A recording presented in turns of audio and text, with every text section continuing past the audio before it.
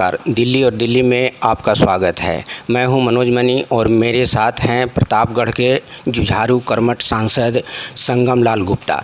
आज हम बात करते हैं आज के राजनीतिक परिदृश्य पर, संसद के गतिरोध पर और इन्होंने अपने क्षेत्र में प्रतापगढ़ में क्या बड़ा कार्य कराया है इसके बारे में। गुप्ता जी, आपका स्वागत है। बहुत बहुत धन्यवाद। सर, अभी जो वर्तमान संसद में गतिरोध चल रहा है, इस पर आपकी क्या प्रतिक्रिया है, क्या देख रहे हैं? देखिए, विपक्ष के पास जी न तो कोई विषय है जी और न तो कोई मुद्दा है। जी इनको सांसद नहीं चलने देना है, जी बस इनका एक ही विषय है। जी जी सरकार हर मुद्दे पे चर्चा करने के लिए तैयार है जी जी और विपक्ष को सिर्फ हल्ला मचा के सदन को स्थगित कराने का सिर्फ उद्देश्य है। जी जी देश की जनता देख रही है, जी देश की जनता ने इनको चुनकर भेजा है। जी लोकतंत्र की मंदिर और लोकतंत्र का हनन जी जी ये विपक्ष के लोग कर रहे हैं। जी आने वाले चुनाव में जो बचे हुए लोग हैं, इनकी भी अपनी जमानत जब्त हो जाएगी, क्योंकि लोकसभा महत्वपूर्ण विषयों और चर्चा का विषय है, जी कानून बनाने का विषय है, जी कई सारे महत्वपूर्ण बिल पास करने का विषय है। उस पे पक्ष और विपक्ष अपनी बात को मजबूती से रखता है। देश की जनता उसको देखती है, जिसके लिए देश की जनता ने हम लोगों को चुनकर यहाँ भेजा है। अच्छा सर, आपका जीवन जो है ना प्रेरणादायक रहा है। संगम से लेकर संसद तक डॉक्यूमेंट्री बनी, इसके बारे में संक्षिप्त में थोड़ा बताइए, लोगों को प्रेरणा भी मिलेगी। देखिए, हमारा जीवन संघर्षमय रहा जी जी और हमने शून्य से शिखर तक का सफ़र तय किया हो। जी जी इसके लिए हमें एक निचले स्तर पर जो लोग रहते हैं, गरीब तबके के, जी उनसे हमें प्रेम बहुत है। जी जी और मेरे मन में उसी समय था जी कि जिस दिन हम ऐसे कोई दायित्व पर आऊँगा, जी तो समाज के जो मोदी जी की परिकल्पना है कि समाज के अंतिम पायदान पर जो व्यक्ति है, उसके जीवन में परिवर्तन कैसे आए। हमारी सरकार की जो योजनाएं चल रही हैं, उन योजनाओं का उन गरीबों तक पहुंचाना, उनको लाभ दिलाना और उतना दिला देने से उनके जीवन में परिवर्तन हो जाता है। उनके बच्चे शिक्षित हों, समाज में उनकी अपनी एक पहचान बने। और रही बात हमारे जीवन की, जी तो हम एक गरीब घर में जन्म लिए जी और हमने गरीबी को उतने नज़दीक से देखा है जहाँ व्यक्ति की रूह कांप जाए। जी। अच्छा सर, ये विपक्ष जो है यह जानते हुए कि आपके पास या एनडीए के पास फुल मेजॉरिटी है, वो अविश्वास प्रस्ताव ला रही है, इसको किस रूप में देख रहे हैं आप? देखिए, अब उनके बुद्धि और विवेक उनके खत्म हो चुके हैं। जी जी अगर उनके पास बुद्धि और विवेक होता जी तो सदन में अपनी मौजूदगी को बताते जी और हर मुद्दे पे वो चर्चा करते जी और अपनी बात को, जी जनहित की बात को, जनता की बात को बेबाक से मजबूती से सदन में रखने का काम करते हैं।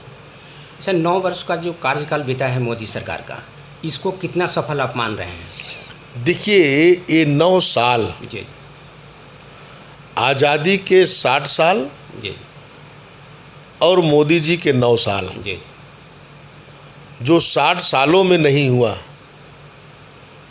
वो परिवर्तन 9 सालों में देखने को मिला। जी और अगर यही लोग विपक्ष के 60 सालों में, क्योंकि ये गरीबी का नारा जरूर लगाते थे, जी जी मगर गरीबों के बारे में चिंता नहीं करते जी थे। इसके लिए गरीबी जैसे कि तैसे रही। जी जी गरीबी हटाओ का नारा देते थे, मगर गरीबों के बारे में कभी चिंता नहीं किया इन्होंने। जी अगर ये 60 सालों में किए होते जी तो आज उनका ये दुर्दशा नहीं होता। जी तो मोदी जी 9 सालों में जो परिवर्तन किए हैं इस देश में,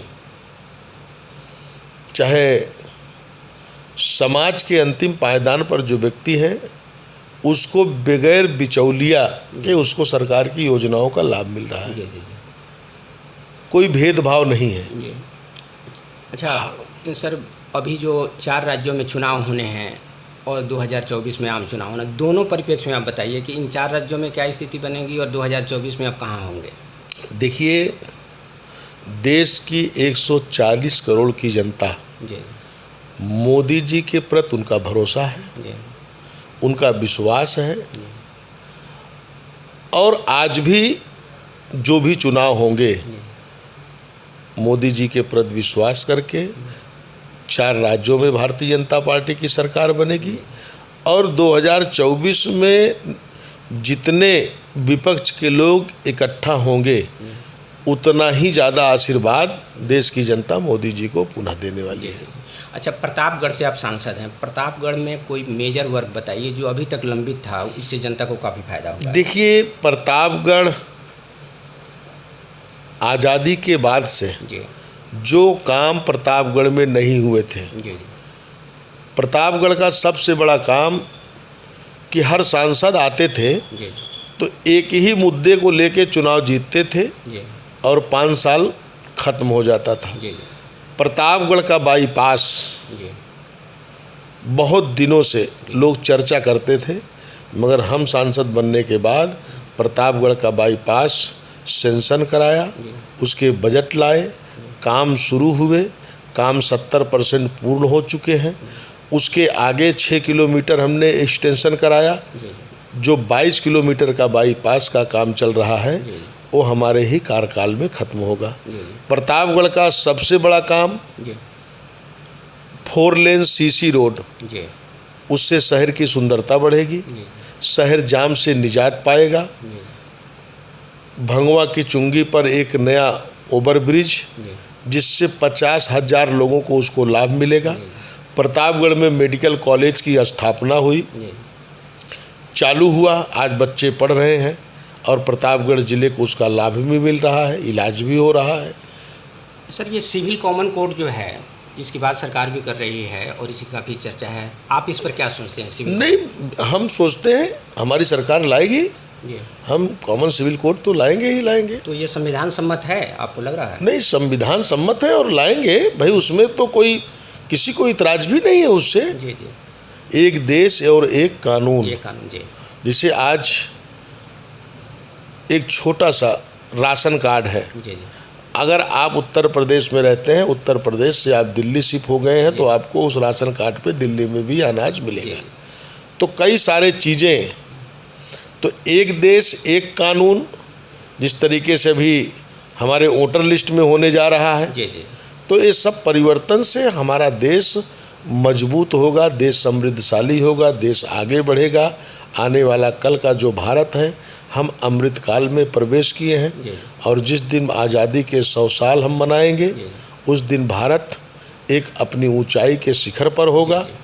और माननीय देश के प्रधानमंत्री जब इस सरकार के तीसरे कार्यकाल में प्रवेश करेंगे तो ये भारत दुनिया का तीसरी अर्थव्यवस्था होगी। ये मोदी जी ठोक के लोगों को कह रहे हैं। अच्छा, आप उत्तर प्रदेश से आते हैं, अब योगी जी पर भी थोड़ा चर्चा हो जाए कि योगी जी के कार्यकाल को आप कितना सफल मान रहे हैं? देखिए, योगी जी का कार्यकाल इतना सुंदर और इतना सफल है जी कि आज उत्तर प्रदेश में दंगे नहीं हो रहे हैं, जी आज उत्तर प्रदेश में कानून का राज है, जी, आज उत्तर प्रदेश में एक विकसित उत्तर प्रदेश है, जी बहन बेटियां व्यापारी सुरक्षित हैं। जी, आज बड़े बड़े माफिया उत्तर प्रदेश छोड़कर पलायन कर चुके हैं और बड़े बड़े उद्योगपति उत्तर प्रदेश की तरफ आगमन कर रहे हैं। तो उत्तर प्रदेश एक समृद्धशाली उत्तर प्रदेश, एक विकसित उत्तर प्रदेश, जो योगी जी के नेतृत्व में उत्तर प्रदेश एक मॉडल के रूप में उभर रहा है और जिसकी पहचान पूरे देश और दुनिया में उसकी तुलना होती है कि योगी जी के नेतृत्व में उत्तर प्रदेश एक मॉडल है। अच्छा, राष्ट्रीय ओबीसी मोर्चा में आप महामंत्री हैं, तो ओबीसी का क्या रुझान देख रहे हैं पूरे देश में? आप देखिए, ओबीसी मोदी जी के साथ हैं, जी जी भारतीय जनता पार्टी के साथ हैं, जी क्योंकि आज़ादी के बाद जितने भी कार्य भारतीय जनता पार्टी माननीय मोदी जी ने ओबीसी समाज को के साथ किया है। जी जी भाई सरकार का विस्तार हुआ, 27 मंत्री ओबीसी के बनाए, जी नीट की परीक्षा में 27% का रिजर्वेशन दिया गया।